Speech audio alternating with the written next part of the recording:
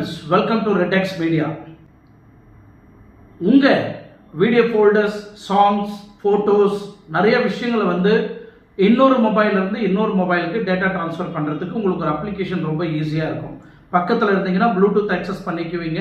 இல்லை தூரமாக இருந்தீங்கன்னா ஏதாவது ஒரு ப்ரைவேட் அப்ளிகேஷனாக தான் நீங்கள் தேர்வு செய்வீங்க.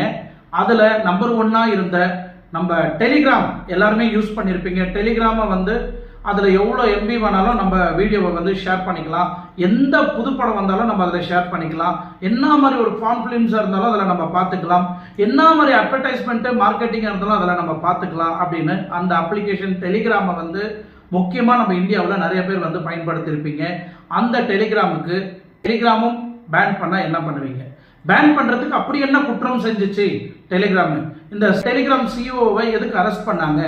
என்ன காரணம்? இதெல்லாம் சார்ந்து தான் இன்னைக்கு நாம் நம்ம வீடியோவில் பார்க்க போகிறோம்.